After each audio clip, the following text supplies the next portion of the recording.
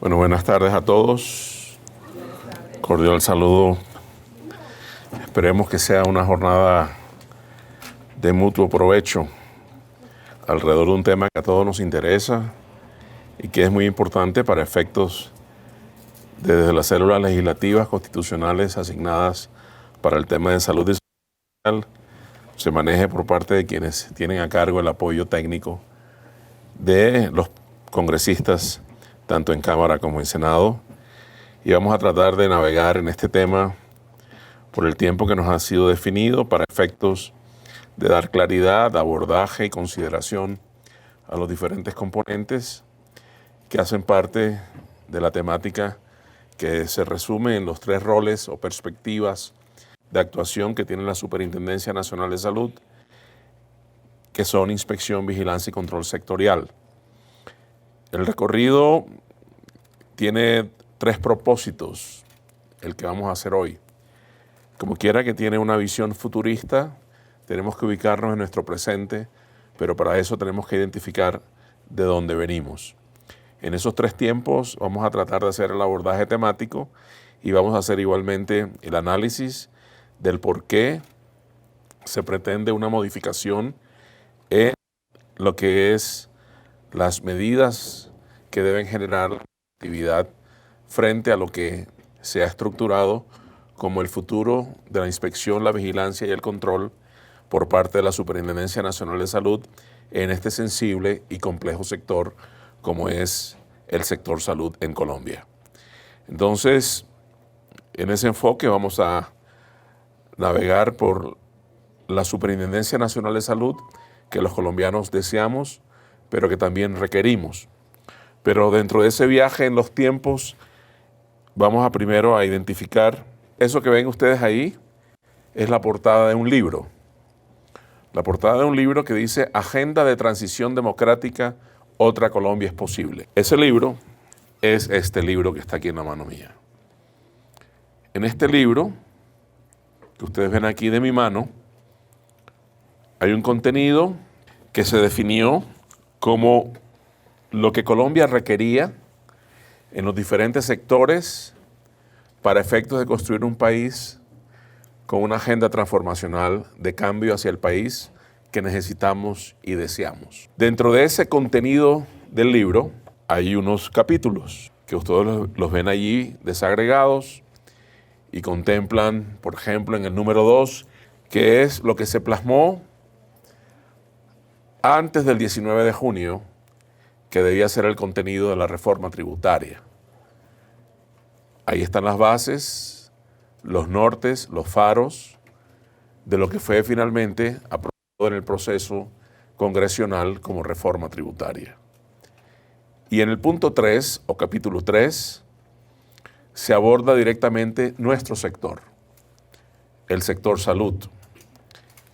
Y ese sector salud, cuando lo ampliamos un poco más, encontramos un título que es la propuesta de reglamentación y desarrollo de un marco estatutario, que es la Ley 1751 del año 2015, y que resulta fundamental para dar garantía al derecho fundamental a la salud en Colombia.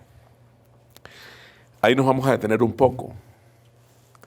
Este fue el programa construido por ideólogos con formación y experiencia que fue adoptado por el hoy presidente de la República, Gustavo Petro, y que lo convirtió en su programa de campaña. De ahí viene el origen.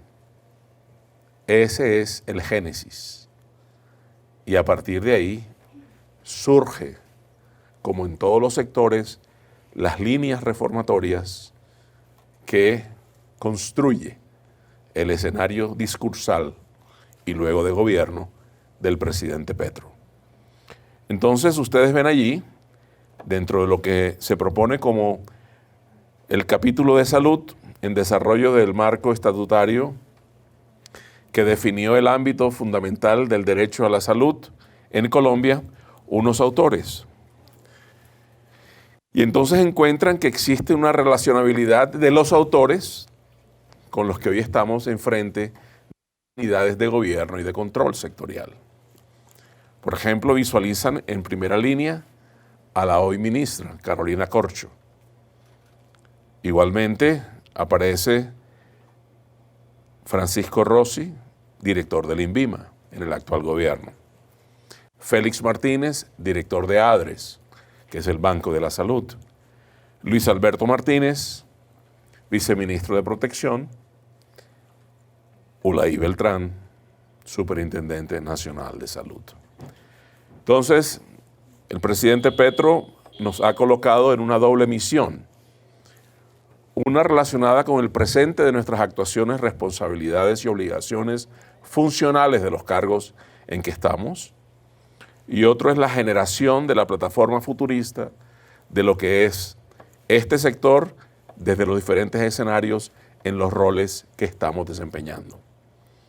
Así las cosas, tenemos una doble responsabilidad por el presente funcional, pero también por el futuro nacional en lo que tiene que ver con el sector salud. De ahí que voy a navegar rápidamente en lo que probablemente esta mañana algunas personas que me precedieron a mí en el uso de la palabra abordaron desde la perspectiva de lo que nosotros denominamos como ideólogos del proceso, el decálogo de la salud en Colombia. Este decálogo es procurante de un cambio estructural del sistema de seguridad social en salud actual. Incluye como primer tema determinantes de la salud. Creo que ese es un tema que, por lo menos a los congresistas, ya Carolina les hizo la correspondiente mención, explicación, consideración y abordaje técnico.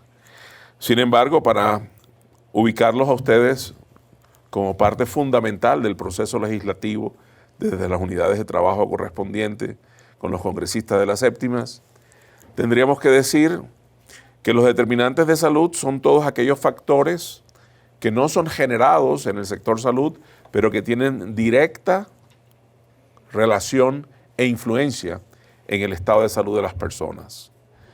Como ustedes sí lo saben, desde la internacionalidad han sido definidos en su denominación y en número, son 14 determinantes de la salud. Fueron incorporados al bloque de constitucionalidad en Colombia a partir de la sentencia C-313 del máximo tribunal defensor de los derechos, como es la Corte Constitucional, y el presidente Petro ha escogido 2 de esos 14 para iniciar en su trabajo el abordaje de estos determinantes de la salud. Creo que ustedes ya los han escuchado y los han evidenciado desde la perspectiva del análisis del gobierno en lo que se viene haciendo con respecto a, primero, nutrición, 2, agua potable. ¿Por qué escoge el presidente Petro estos 2 temas inicialmente? Porque los menores de 5 años que no se nutren bien en esta fase de la vida nunca podrán recuperar su potencial intelectual y de productividad en la vida y serán siempre, frente a los que tienen la posibilidad de haber tenido una buena nutrición en ese espectro de tiempo, de 0 a 5 años, personas por desventaja intelectual, por afectación de su salud. Entonces, se trabaja inicialmente el tema de nutrición y el otro componente es agua potable. Cuando tenemos varios cientos de municipios todavía donde en nuestro país no hay potabilidad de agua. Y ustedes conocen muy bien la relacionabilidad que hay entre agua no potable con características de infección en la población de esos territorios donde no existe el agua potable, especialmente en los componentes de tipo infeccioso, tanto parasitarios como bacterianos, y se evidencia entonces que 2 temas que no son del sector salud generan impacto negativo en el sector salud por afectación en la salud de las personas. Entonces, no se puede generar una propuesta de modificación del sector si no se tiene en cuenta un manejo transversal hacia aquellos factores no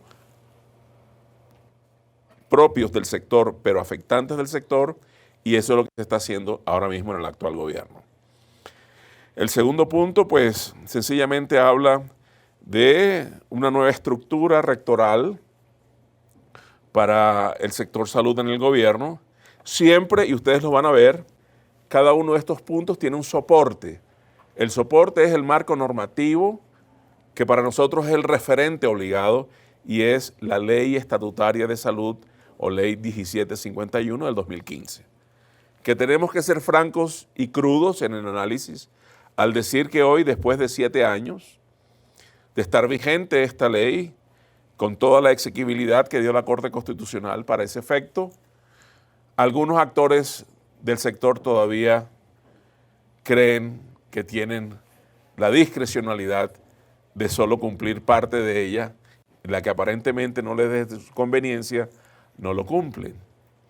Pareciera que algunas páginas de la ley estatutaria les hubiese sido arrancada de sus textos y algunos actores definitivamente ni siquiera se la han estrenado. Y para nosotros es la transición de un modelo del negocio a la salud a un modelo del derecho a la salud. Y sobre esa base es el referente de nosotros. Y el artículo 20 de esa ley estatutaria de salud habla de la política pública de salud y para ello requiere un marco estructural para que pueda ser acompañado de un marco funcional. Los puntos 3 y 4 tienen conexidad, puesto que se relacionan con el talento humano del sector y procura básicamente la dignificación de la remuneración en los componentes de garantías justas laborales dentro de lo que es la pretensión lógica, sana, válida y legítima de tener un proceso de vinculación contractual sano y justo. Hoy, como ustedes saben, dentro de los análisis que se han hecho, el 70% de la población que labora en el sector de salud tienen contratos de vinculación que son denominados contratos basura.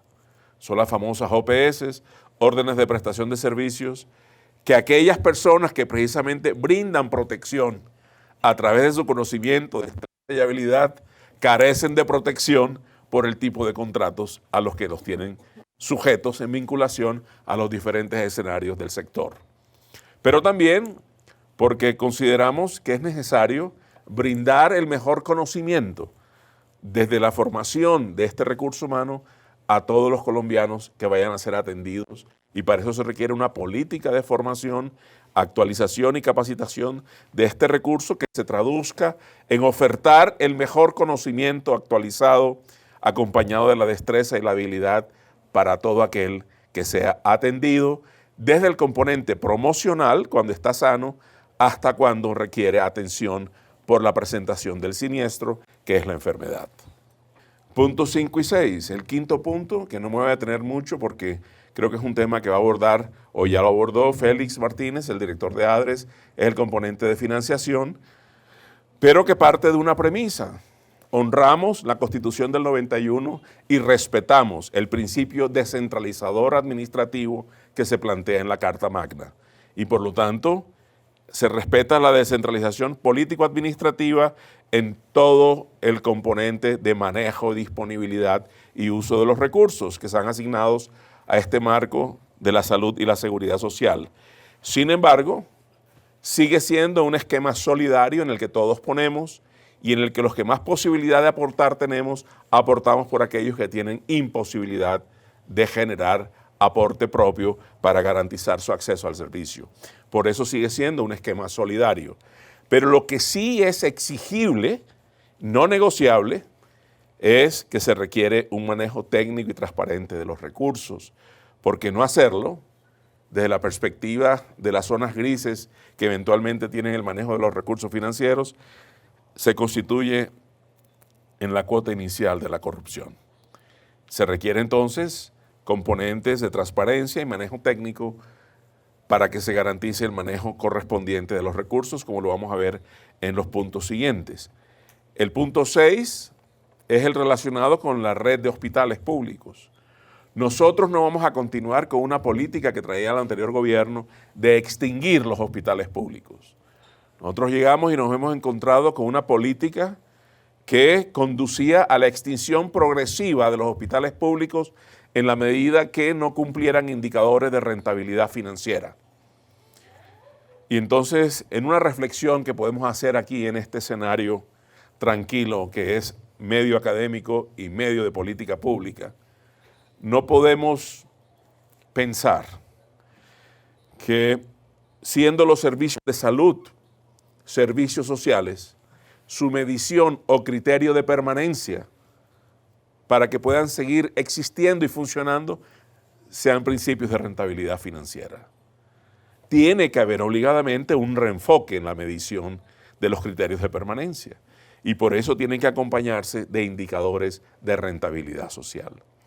Ustedes saben también que en esa Colombia dispersa, profunda, que a veces no es tan distante de las zonas urbanas, nosotros tenemos en las grandes ciudades de Colombia parte que son Colombia dispersa, porque ustedes ven que la geografía y la urbanización que puede tener una gran capital no siempre es plena en todo su territorio y tenemos zonas dispersas y hay municipios en algunas zonas del país donde la única opción de oferta de servicios de salud es oferta pública. Y no podemos someter a esas personas de una población pobre y vulnerable a que no solamente no tengan casas propias, sino también que les quitemos sus hospitales públicos. El hospital público debe estar abierto sí o sí, así no genera rentabilidad financiera. Es un principio social del derecho.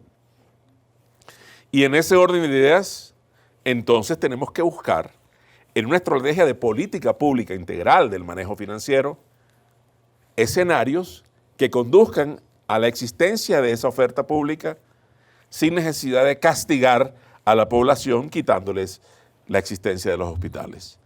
Y muy probablemente una de esas líneas va a ser subsidio a la oferta. Algunas zonas del país requerirán subsidio a la oferta, porque vía venta de servicios no serán subsistibles en el tiempo. Pero no queremos infraestructura solamente subsistible desde lo financiero.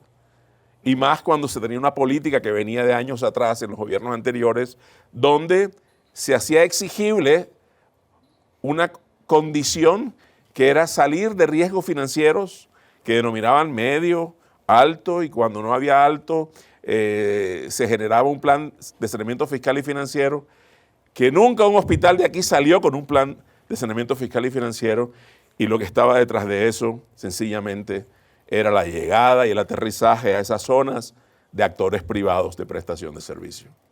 Entonces tenemos claro que la red pública se fortalece y para ello se generará toda una filosofía con practicidad de recursos para que se constituyan en los ejes centrales de la política de redes integrales e integradas, donde en concurrencia con el sector privado habrá un mix de prestadores para atender a las personas. Frente al tema de la transparencia, el punto 7, un sistema público de información en salud. Entonces, cuando hablamos público de información, tenemos que de una vez irnos a la connotación que definió la Corte con debido enfoque jurisprudencial, con lo que definió la estatutaria frente a la connotación de los recursos del sector. Y es que los recursos del sector salud tienen una característica, y es que son públicos, no son privados. Son públicos, aunque quienes los operen, administren, tengan naturaleza privada, pero los recursos siguen siendo públicos y por lo tanto, al ser públicos, son sujetos al control fiscal. Este tipo de recursos entonces tienen que ser transparentes en su uso y en sus transacciones. Y el ciudadano, que es dueño de los recursos públicos, porque todos aquí somos dueños de los recursos del sector salud, tendremos derecho a acceder a la información como se tiene hoy en el sistema financiero, donde cada transacción queda online registrado, verificable, comprobable y de una vez afectada la cuenta de la que se debitó con la cuenta de la que se creditó, ¿verdad? Entonces, eso es necesario y fundamental. Todo esto no es sino darle transparencia, darle la posibilidad que todos sepan para dónde van los recursos. Porque hoy ocurre algo. Si ustedes le preguntan cuánto es la deuda que tienen las EPS con las IPS, le dan una cifra A. Esa misma pregunta la hacen a nivel de los prestadores y la cifra resulta ser B. Esa pregunta se traslada al ente de control, que somos nosotros en la superintendencia, y la cifra resulta ser C. Y después esa misma pregunta se formula en el ministerio y la cifra resulta ser D. No hay coincidencias numéricas en la información relacionada con el esquema financiero colombiano del sector salud. Y por esa razón tiene que haber una transparencia única del registro informativo que dé trazabilidad, veracidad, confiabilidad y certeza. Y es que Colombia tiene que hacer respetar su soberanía integral. Y uno de los componentes básicos de la soberanía incluye la soberanía farmacéutica, también fundamentada en la ley estatutaria, el artículo 23 de la misma. Colombia tiene que dejar de estar sometida a los intereses de las multinacionales farmacéuticas, que son las que determinan históricamente en Colombia qué consumen los colombianos, qué deben consumir los colombianos, a qué dosis deben consumirse y en qué cuantía deben pagarse. Inclusive en los componentes no necesariamente de reparación cuando son medicamentos para uso terapéutico, sino también en los componentes vacunales, como hasta ahora recientemente hemos visto. Ustedes vieron cómo se presentaron unas transacciones que hicieron compra de vacunas contra el COVID y fueron unas de las más altas pagadas en el mundo. Y no solamente en el tema farmacéutico, sino en el tema de innovación tecnológica. Y esto no es algo sacado del sombrero, esto es en reglamentación de la estatutaria que lo define en el artículo 23. El punto 9 de este decálogo es el sistema de inspección, vigilancia y control con un enfoque de integración. Y ese lo vamos a ver en detalle más adelante en la charla. Y es el que me corresponde a mí generar, proponer y tratar de hacer viable desde hoy mismo, incluso antes de la reforma. Y obviamente ustedes con su conocimiento en derecho saben que todo esto que se está proponiendo, que es un reenfoque de política pública dentro de un marco de legalidad, tiene que ir con un fondo de ley ordinaria a partir de un componente estatutario y que tiene que ir garantizando que lo que se proponga se cumple y para ello tiene que derogar toda normatividad previa que vaya en contravía de este propósito. Si ustedes quieren un resumen de esos 10 puntos, se los hago en 5 puntos y lo tienen allí.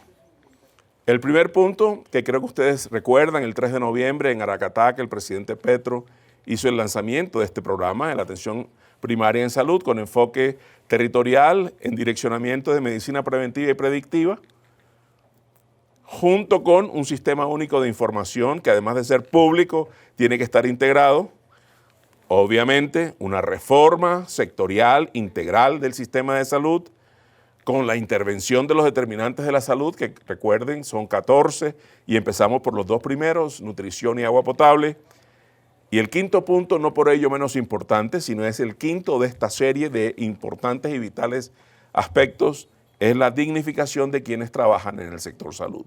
Y eso maneja una transversalidad, que ustedes la ven en la base de la diapositiva, que es un manejo técnico y transparente de los recursos. Con este introito que hemos hecho, de dónde venimos, no solamente en el contenido, sino como personas, existe ya un entendimiento de dónde estamos en este momento y para dónde vamos. Así las cosas, la Superintendencia Nacional de Salud tiene 2 grandes líneas. Una en mayúscula, que ustedes la identifican allí.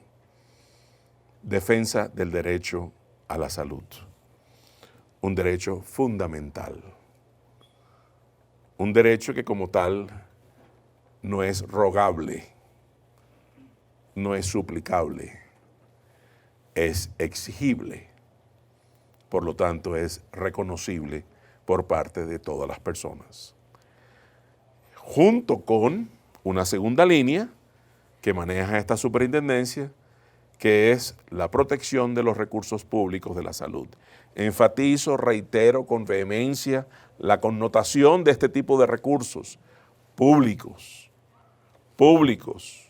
Son públicos, independiente que lo maneje un actor de característica privada. ¿Y por qué soy enfático?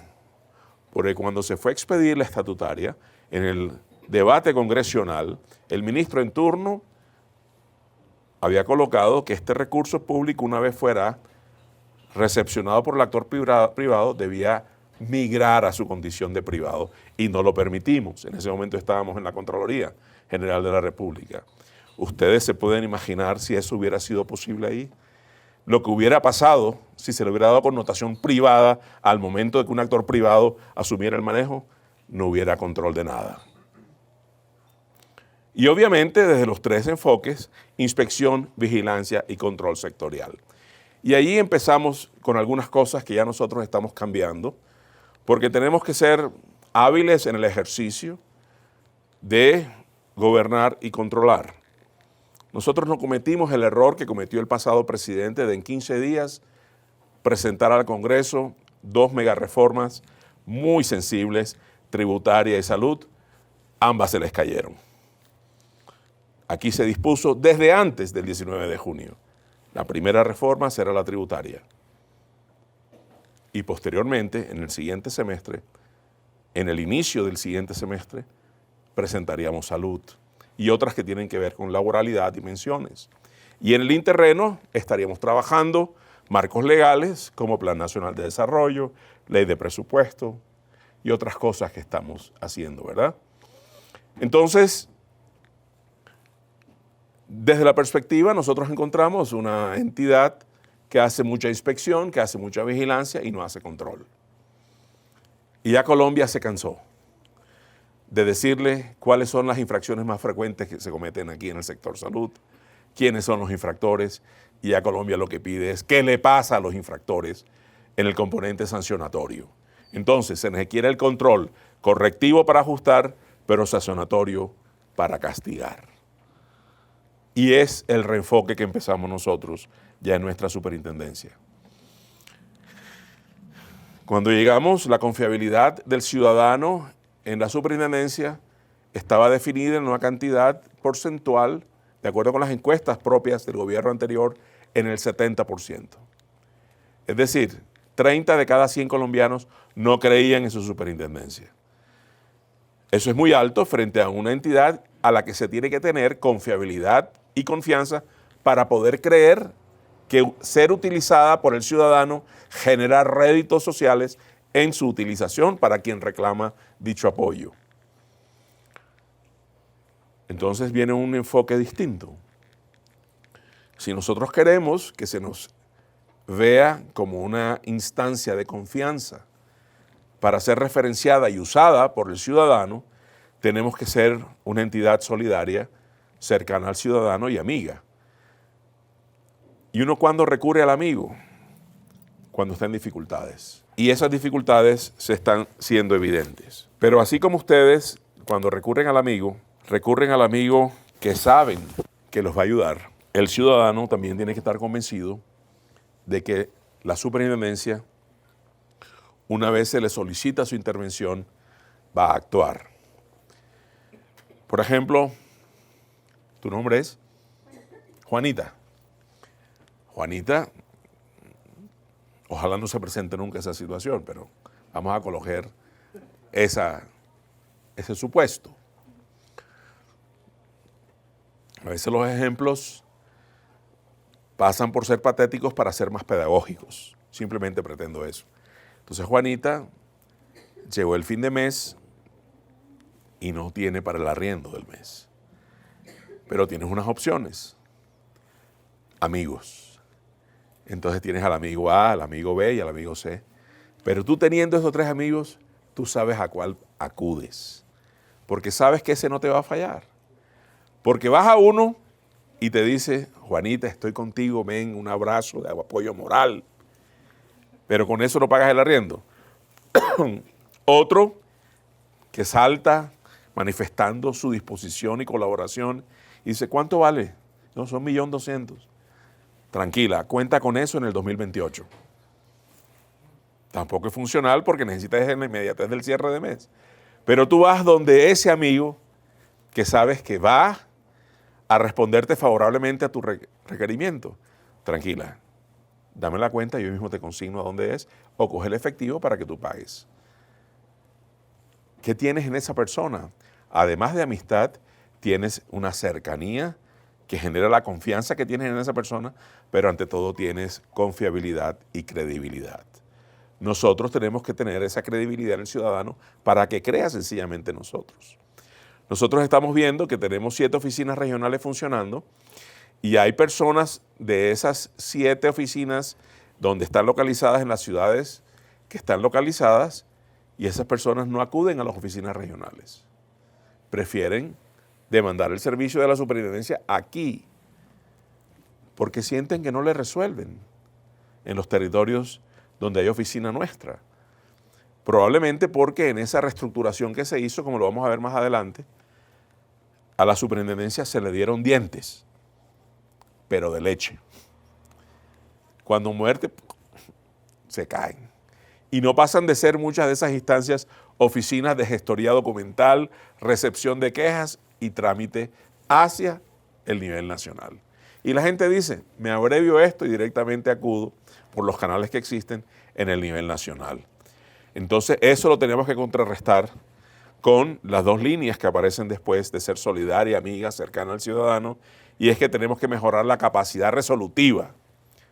Es decir, ser asertivos en la respuesta de apoyo que le damos a las personas. Y además de eso, tenemos que ser proactivos, porque no podemos, y es lo que yo le digo a los funcionarios, saber que hay un problema en Florencia, Caquetá, y no actuamos hasta cuando no se nos notifica el hecho, siendo que por medios está visiblemente evidenciado lo que ahí está pasando.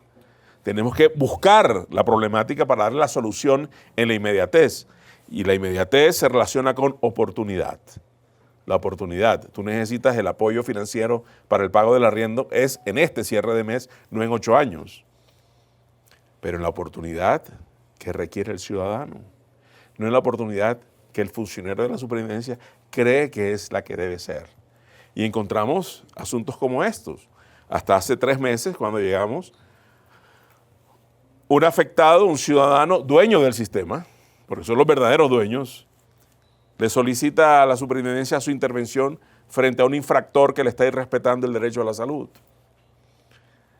Y la proforma que existía en la superintendencia era un documento preelaborado, solamente se cambiaban los nombres, y decía, hemos recibido, señora Juanita, que tiene que ver con la EPS Vivir Feliz. Una vez la EPS Vivir Feliz, en el tiempo que ella demande para hacer la respuesta, nos notifique, le estaremos enviando a ustedes la respuesta que el infractor le manda a dar a conocer a usted. O sea, eso es absolutamente impensado, pero era lo que pasaba aquí. Entonces ya dictamos una línea. Nosotros no somos más cómplices de los infractores.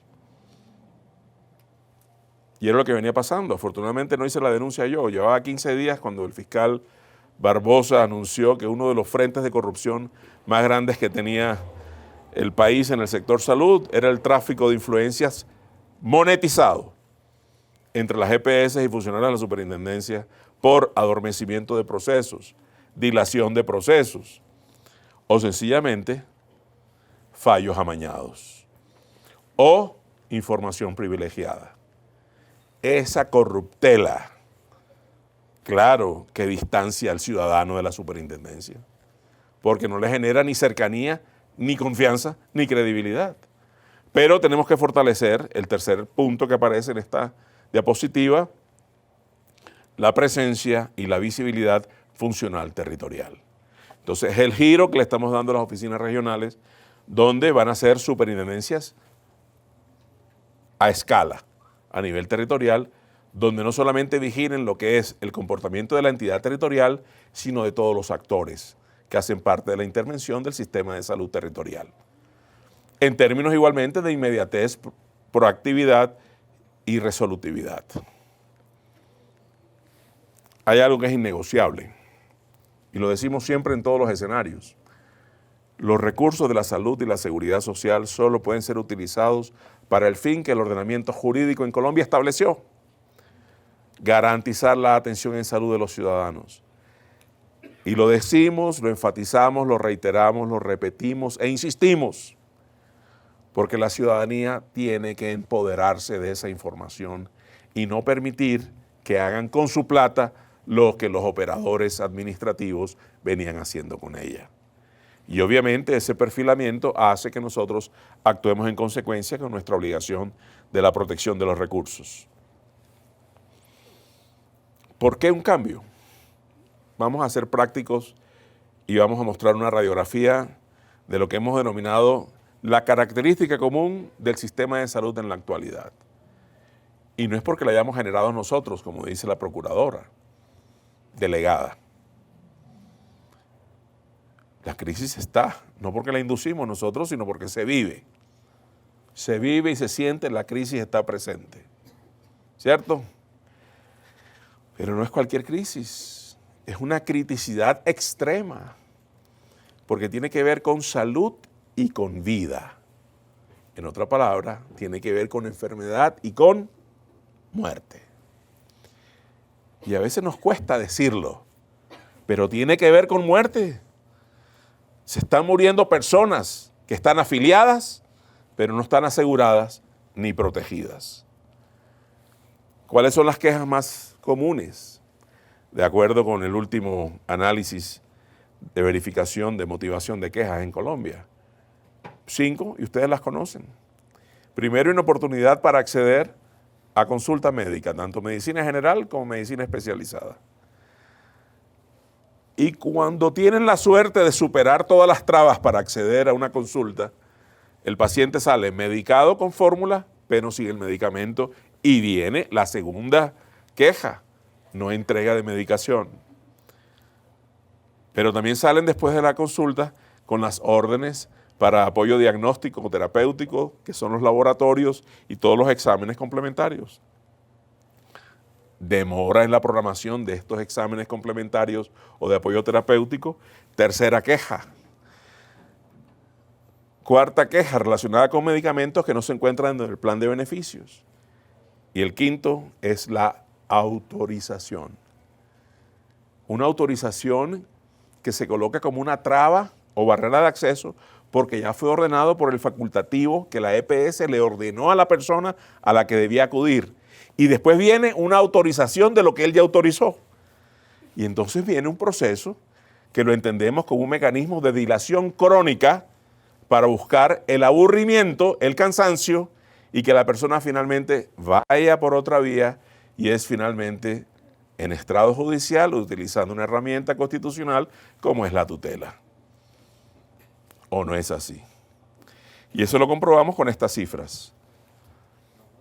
De enero a octubre de este año, el número de quejas aumentó frente al año 2021 en un 38%. Eso es bastante. Pero le metemos ya cifras absolutas y tenemos que al cierre de octubre ya iban 1.043.000 quejas, que ustedes saben que hay una sigla que es PQRD, petición, queja, reclamo y denuncia. Este hecho ya de por sí es grave. Que 3.500 colombianos cada día estén manifestando a través de los canales de comunicación con la superintendencia el establecimiento de manifestaciones de inconformidad con el sistema preocupa.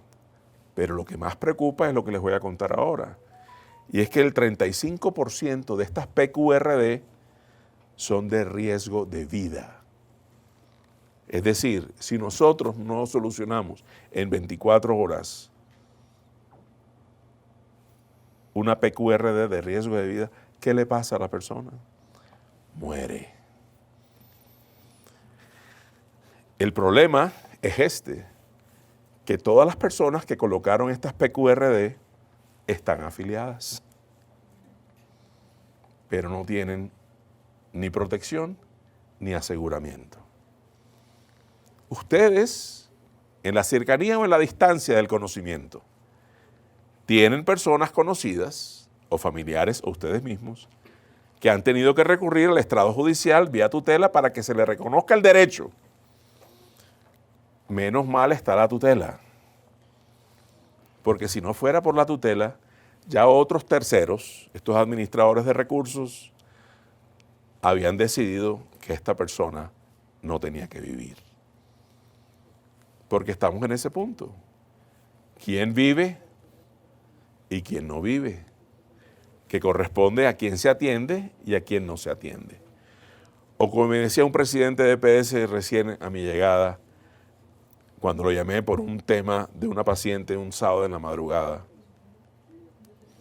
El lunes, cuando abramos la oficina, dijo, no, ya, la salud es 7/24 y hay que tener la inmediatez de la respuesta cuando la necesidad de la vida reclama una atención inmediata. Por eso esa sigla de PQRD, sarcásticamente, yo la presento en algunos escenarios como PQRD, que hace referencia a petición, queja, reclamo y denuncia, a PQRD SD, súplica de vida, que en este caso, esas súplicas de vida frente a total de manifestaciones de inconformidad, frente a enero-octubre, fue de 350,000 súplicas de vida. Y es que si ustedes oyeran los canales de información cuando se acude a la superintendencia en esta fase de negación de servicios, por favor, o me atienden o me muero. O un padre que llama por su hijo de menos de 1 año que lleva 3 y 4 días tratando que se le opere. Este fin de semana fue así, fue caótico, fue crítico. No puede seguir esto así, porque estamos en un estado social de derecho. Y los derechos en los estados sociales de derecho se honran, y más los relacionados directamente con la salud y con la vida misma. Establecimos unas criticidades definidas con algunos parámetros y por eso establecimos unas mesas de intervención territorial donde por tasa, estos son los sitios donde más se presentan esas dificultades de inconformidad con la atención. No es que los otros 30 entes departamentales no haya. Los 20 restantes, además de los 12, en todos hay. Pero hay una criticidad evidente. Este fue el orden en que fueron visitados del mes de septiembre para acá.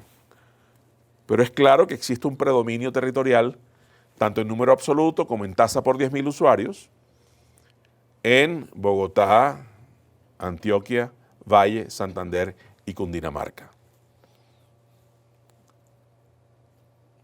Y nos vamos al otro escenario, el escenario de las deudas.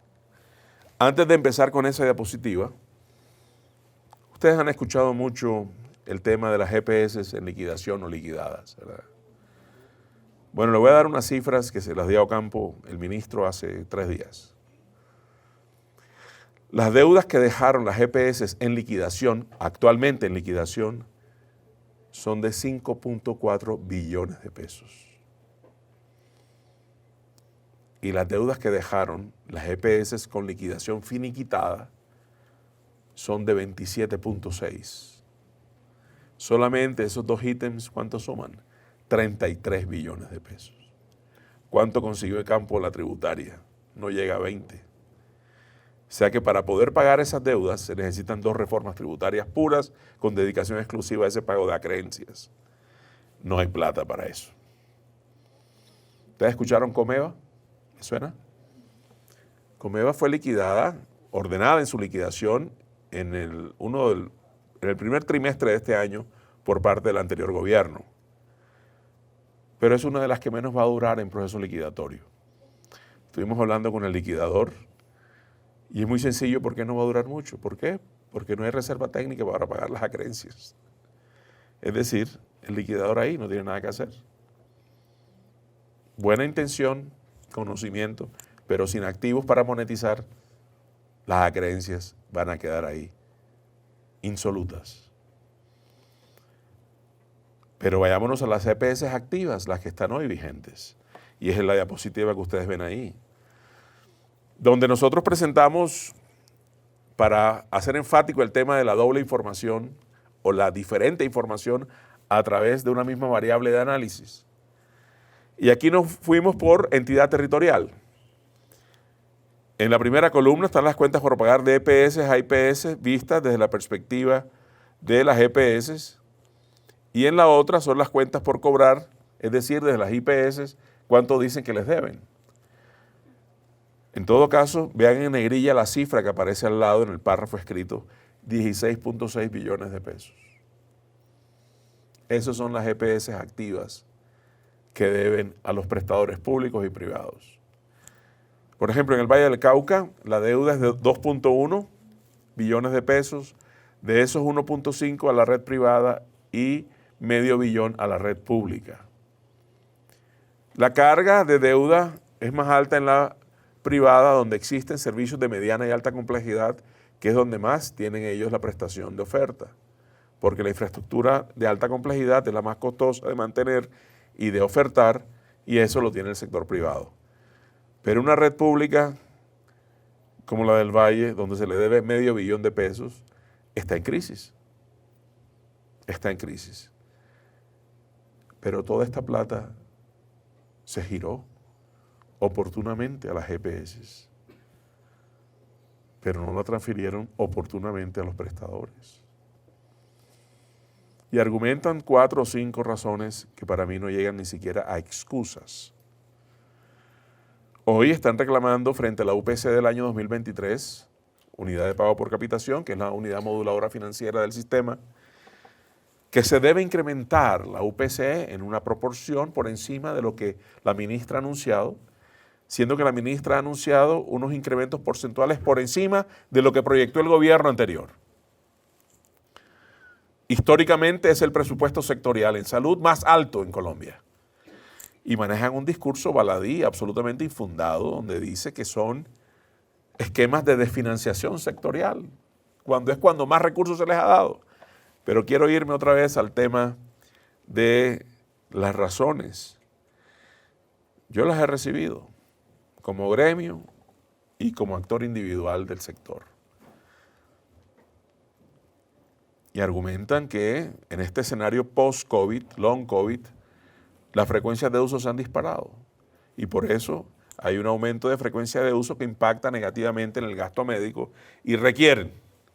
Yo le digo, perfecto, vamos a hacer equilibrio. Ustedes tuvieron 18 años en los momentos más críticos de la pandemia, con frecuencias de uso que aterrizaron al 25% de lo normal antes de la pandemia. Es decir, el gasto médico solamente fue del 25%. ¿Dónde está la plata que no usaron? Ese 75%, ¿lo devolvieron al sistema? No, lo utilizaron para pagarse sus propias IPS. Entonces, hay que ser más ingenioso en el escenario de la verdad técnica. La verdad técnica es confrontable, es argumentable y no tiene ni emocionalidad ni subjetividad. Y ahí en el escenario técnico nos vemos. Y es lo que está pasando ahora. Esta foto es la foto de ustedes. Hay 3 indicadores que son los que miden permanencia en la operación del sistema. Ustedes que están en las UTL, de los que están en la Comisión Séptima, tanto de Senado como de Cámara, saben que esos indicadores de permanencia precisamente son los que indican quiénes tienen que permanecer y quiénes no. Por lo tanto, son indicadores de obligatorio cumplimiento, de obligatoria verificación por nosotros, y son 3. Patrimonio adecuado, capital mínimo y régimen de inversiones. Si nosotros hacemos el análisis, ¿cuántas son las que cumplen con los 3? Encontramos 7. Y hay unas que tienen puntos rojos que son las que no cumplen con ninguno. Ahí tenemos tanto las del contributivo como las del subsidiado, como las que hacen el mix contributivo a subsidiado, e inclusive unas que la gente poco les interesa, pero que también reciben plata pública, que son las indígenas. Entonces, ya eso a ustedes les da un marco premonitorio de para dónde van las cosas. Sin embargo, estamos viendo cosas paradójicas en esta superintendencia, que hay algunas de las EPS que cumplen los 3 indicadores financieros y son las que más quejas tienen por no atención. Es decir, tienen plata, pero no para atender, sino para arrendar y fondear. Eso también es verificable por nosotros. Entonces, no puede ser un sistema en la que solo queden 7 EPS, porque sería un sistema oligopólico y ahí el superintendente pasa a ser un actor espectador, porque el oligopolio concentraría gran poder poblacional, pondría condiciones y se haría invigilable. Y peor si dejamos solamente a la única que sirva, porque se vuelve monopólico el esquema y ahí sí el vigilante es solamente un mirón y no hace nada. Este tipo de circunstancias preocupa porque indica un sistema fallido. Que de las que están ahí, solo 7 cumplan como es en términos financieros y no necesariamente en riesgo poblacional, porque no están atendiendo todo lo que deben atender, lleva a que haya un escenario como lo que tuvimos que hacer el 30 de septiembre. En una actuación combinada del ministerio con la superintendencia, desinvertimos plata que estaba en los administradores de recursos, en las reservas técnicas, y sacamos esa plata y las llevamos a las arcas de los prestadores, tanto públicos como privados. ¿Cuánto sacamos? 848.000 millones de pesos. ¿Que estaban dónde? En las reservas técnicas de las EPS. La plata tiene que estar donde debe estar. ¿Dónde es que debe estar? Donde se atienden las personas. ¿Para qué? Para que continúen atendiendo las personas, los prestadores, tanto los públicos como los privados, y lo hagan con calidad, en términos de oportunidad, pertinencia, seguridad, acceso. Ahí pudimos privilegiar a todos los prestadores públicos del país. A todos les llegó platica. A 1.205 privados y a proveedores del sector. Obviamente, la que más le sacamos fue a la nueva EPS, 730.000 millones de pesos. Que si no aplicamos la medida, allá estuvieran y las IPS esperando plata. La ministra ha dispuesto una modificación de la medida para hacerlo más amplio el espectro de dinero a coger desde las reservas técnicas y vamos a aumentar el porcentaje de cartera. Este solamente era del 15% que superara los 180 días. Ahora vamos a hacerlo más flexible, con menos tiempo de cartera, para que haya más plata, para ubicar la plata donde está realmente y debe estar. Nosotros decimos que los ciudadanos son los dueños del sistema para que entiendan las administradoras que ellos le deben correspondencia funcional a los usuarios. Porque es que nosotros como usuarios, y todos somos usuarios, hemos depositado 2 cosas en las administradoras. Primero, la confianza al escoger qué tipo de administradora tenemos. Pero la segunda es, tenemos el depósito de nuestra plata. Y por lo tanto, lo mínimo que esperamos nosotros es que se nos dignifique en la prestación del servicio en 2 momentos. Y aquí también vamos a hacer un ejercicio de doble vía. La afiliación no está definida como requisito para optar al derecho en la ley estatutaria. Entonces la afiliación se volvió una barrera de acceso. Porque ¿qué es lo primero que a alguien le dicen que no está afiliado? No te puedo atender. Primero vamos a formalizarte, ¿cierto? Vía identificación de características socioeconómicas para el beneficio del subsidio, SISBEN, y después te incorporamos al tema del régimen subsidiado, o si estás contribuyendo con aportes porque trabajas y estás formalmente estructurado en la laboralización, te pasas al contributivo. Pero en la estatutaria no dice solamente aquellos que estén afiliados disfrutarán del goce efectivo del derecho a la salud. No, ni siquiera dice los nacidos en Colombia, dice los que residan en Colombia. Incluso los que estén de paso por Colombia. Es un derecho fundamental, no atado al proceso administrativo de una afiliación. Pero superemos el tema de la afiliación para seguir con lo que vamos a hablar. Todos estamos afiliados al sistema. Y el recurso lo maneja una administradora de recursos. Prefiero llamarla más administradora de recursos que empresa promotora de salud. ¿Por qué? porque empresa promotora de salud implica una función activa y es la promoción de la salud. Y ahí es donde voy yo con el ejercicio con ustedes. Cada año, cada mes, la EPS donde ustedes están afiliados recibe un porcentaje especial, preciso y de destinación única para generarles a ustedes las actividades, los procedimientos, las atenciones de promoción de la salud y prevención de la enfermedad. Independiente de la atención que debe pagarse cuando hay una persona siniestrada o enferma. Regresemos. De los de aquí, ¿cuántos hemos disfrutado en estos 11 meses, ya 12, que iniciamos el mes 12 del año, de ese beneficio al que tenemos derecho de proteger nuestro estado de salud con las intervenciones, los procedimientos, las atenciones de la promoción de la salud? ¿Cuántos hemos sido llamados a recibir ese tipo de beneficio? La respuesta es casi siempre la misma. Ninguno. Muy bien. 2 de todos. 3, 4. Ahora, ¿conoces tú todo el paquete de atención de beneficios de intervención que suma más de 500 actividades para realizarse durante el año en componentes diagnósticos? No los conocen porque no los ilustran. Al no ilustrarlos, no conoces el derecho que tienes de acceder a ellos. Pero lo que sí conocemos es cómo esta plata se va de una vez al PIG en el segmento de utilidad de estas entidades. Ahora, vayámonos al componente de atención en salud. Este es el único sector del aseguramiento, por eso es un aseguramiento imperfecto, porque en el aseguramiento el tomador de la póliza se beneficia en la inmediatez cuando ocurre el siniestro porque tomó una póliza protectora. Pero la aseguradora, ¿qué hace? Instruye, capacita al tomador de la póliza para proteger su bien y en ese sentido no tenga que utilizar la protección por el siniestro. Si aquí no se protege la atención en salud, el siniestro va a aparecer.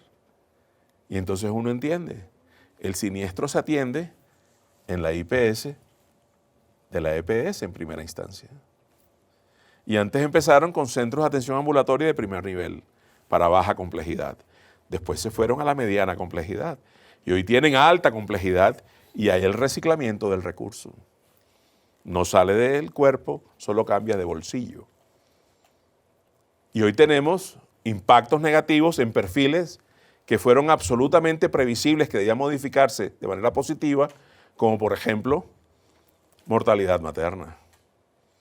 Ustedes han visto todos los encuentros que hemos tenido con los presidentes de las EPS para que por favor le garanticen los controles mínimos que requiere una materna en su estado gestacional para garantizar procesos gestacionales sanos en protección de la madre y en protección del producto de la gestación. Y tenemos hoy en Colombia, en todas las EPS, sífilis congénita, sífilis gestacional, patologías que no deben estar si hay promoción de la salud. ¿Qué indica esto? Que se está fallando. A tal punto que hoy, ahí tenemos el otro momento de análisis, ese está muy actualizado. Las que están en rojo son donde yo he actuado o voy a actuar. Las que están en negro venían ya bajo vigilancia especial. Y la que tiene el punto rojo, ¿sí lo identifican? En la anterior columna del punto que dice vencimiento de la medida. Entonces, habrán noticias. Sí, habrán noticias en el día de hoy. Porque no podemos permitir que sigan funcionando entidades que reciben oportunamente recursos, pero no garantizan el derecho a la salud de las personas. Hasta ahora, en los 3 meses que llevamos, hemos liquidado 3 EPS. No es porque queremos llevar un ritmo de una EPS por mes. Falso. Eso es coincidencia numérica y cronológica. Pero esta liquidación que se ha hecho de Confahuila, Convida y Confaguajira tenía que ser un motivo suficiente de intervención de la superintendencia para evitar que la gente, las gestantes, donde teníamos un grupo de gestantes, llegado el 9º mes, el momento de la finalización del proceso gestacional, número de veces en control, 0. Y tenemos hoy gestantes afiliadas con toxoplasmosis, con sífilis y con sífilis transmitida a los recién nacidos. Ellas estaban afiliadas, pero no protegidas ni aseguradas. Las razones para tomar una decisión de ese tipo, que no es porque exista una animadversión como se ha vendido por parte de las EPS, del súper hacia las EPS, hay unos requisitos de cumplimiento que cuando no se cumplen yo tengo que actuar, porque si no la carga del Ministerio Público es omisión del súper porque no actuó. Y cuando actúa, que es enemigo entonces de las EPS. Aquí es, dependiendo para donde se mire, así aplican la conveniencia de la decisión. Son 17 EPS que se han liquidado del 2015 para acá. ¿Recuerdan Saludcop? Noviembre del 2015. Hubo 14 que no las generé yo en liquidación. Fueron 3 las que yo he decidido liquidar, pero por razones verificables, comprobables, soportables. Y que en este momento esos pacientes o afiliados están reubicados en EPS receptoras recibiendo aquellos servicios que no podían recibir en las anteriores donde estaban. Ya venían siendo víctimas, no podíamos revictimizarlos y ya gozan de los servicios. Pero hay que reconocerlo, toda liquidación genera un efecto de colateralidad. Yo lo que trato es de mitigarlo. Pero esto afecta al usuario, afecta a la red, afecta a los trabajadores de la EPS. Pero es el sistema que hemos encontrado. En el año 2019, el presidente Duque genera una ley, la 1949, que efectivamente procuró generar unas modificaciones de marcos legales previos, como fue la 1122 del 2007 y la 1438 de 2011, para fortalecer la capacidad institucional de la superintendencia. Efectivamente la fortaleció, dándole dientes de leche a la superintendencia y que finalmente no han trascendido. Por ejemplo, tenemos sanciones pírricas, que son groserías, frente al monto de recursos que administran estas entidades, que son cifras billonarias, y tenemos unos pocos miles de millones de pesos como sanción, porque parece una complicidad con el infractor y un desafecto con el afectado. Y eso tiene que cambiar. Colombia lo que quiere son sanciones. Pero esta superintendencia no es mejor porque más sanciones aplique, sino porque más vida salve. La protección es el derecho a la salud. Estos 11 puntos fueron los aspectos en los que ganó el sistema con la ley 1949 del gobierno del presidente Duque, pero ya nosotros estamos visualizando una superintendencia que tenga estos 4 enfoques: fortalecimiento de la confianza y la credibilidad, de la capacidad resolutiva y proactividad, de la capacidad institucional, pero con participación social. Tenemos que empoderar a los dueños del sistema a cuidarlo. Los dueños son los ciudadanos. Y bueno, a través de unas estrategias para cada uno de esos puntos existen unos objetivos que permiten lograr una entidad aliada, solidaria y amiga, con expectativas cumplidas o a cumplir para los habitantes del país, con la garantía de que los recursos financieros se van a centrar en la atención y en la protección de las personas, pero también para que se defienda la atención y la protección de los habitantes del territorio nacional.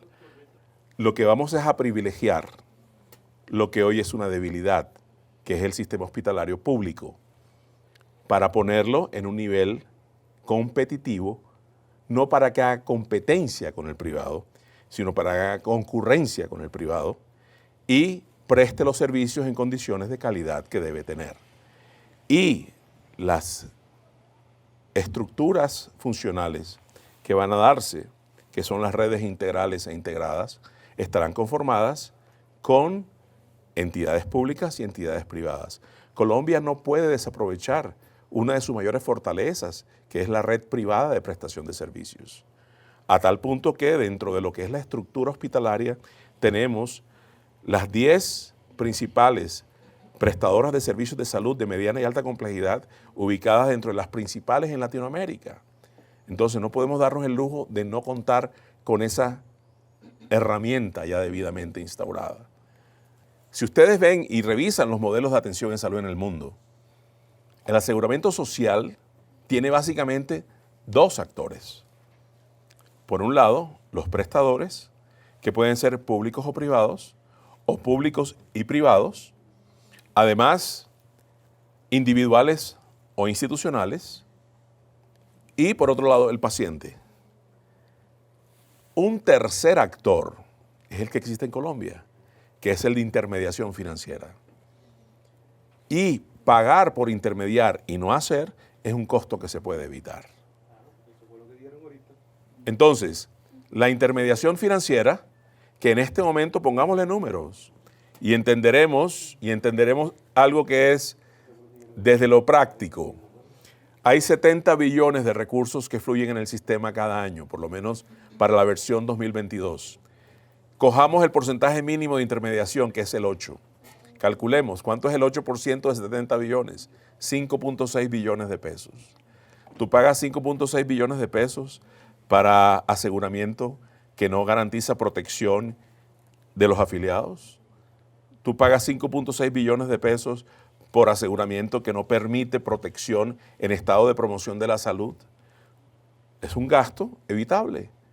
Y en Estados Unidos y en cualquier país del mundo, la figura del aseguramiento es financiada por parte de una línea muy clara que es un pagador único y quien presta el servicio. Pero no le meten un intermediador que le agrega costo a la cadena y no valor. Ya no más empresas sociales del Estado, porque va al ritmo del negocio, sino instituciones sanitarias del Estado. ¿Qué queremos? Una superintendencia que sea en su actuación segura, pertinente, oportuna, generando satisfacción, continuidad en los procesos, que sea amigable, solidaria, pero ante todo que vaya en función de la garantía del derecho a la salud. ¿Qué debe ser entonces la superintendencia? Y ustedes lo van a conocer cuando salga el texto, para discutir sobre texto y no sobre supuestos, o no sobre lo que yo creí entender, sino sobre texto. Las tres preguntas: ¿qué debe ser, qué debe vigilar y ante quién debe responder? Debe ser un organismo descentralizado, con capacidad de actuación en los territorios, y se debe dirigir, miren, aquí, a la investigación de los prestadores. ¿Por qué? Porque en este tipo de propuestas, ustedes lo ven ahí en la diapositiva, desaparecen los intermediarios financieros. Ahora, esa es una línea roja del presidente. Eso fue lo que la gente votó el 19 de junio. Ese fue el mandato que le dieron. La gente que viajó a lomo de mula y en canoa por los riachuelos de Colombia el 19 de junio para depositar su voluntad en una urna, dijo: queremos eso. El presidente va a honrar ese mandato y por eso una línea roja es cero intermediación financiera, que en cabeza de hoy están las EPS. Pero no se va a dejar suelta la prestación del servicio independiente la severidad de la enfermedad, independiente el esquema proteccional, pero sí vamos a tratar de preservar recursos para atención y no recursos para intermediación. Eso conducirá a que la superintendencia sea amiga, solidaria, con capacidad resolutiva y haya visibilidad y presencia funcional. Igualmente, ¿qué debe vigilar? Ahí está claro que debe vigilar. Es parte del rol que debe proceder con respecto a esa superintendencia en el manejo de los recursos, tanto en el ámbito nacional como en el ámbito regional, y debe brindar capacidad de respuesta oportuna dentro de lo que son las expectativas del ciudadano y no dentro de la expectativa del funcionario de la superintendencia. ¿Para lograr qué cosa? La desjudicialización del sistema. De un sistema que se volvió un sistema judicial. Nosotros hablábamos con los magistrados de las altas cortes y dicen: si ustedes logran eso, nos descongestionan. Y es lo que tratamos de hacer.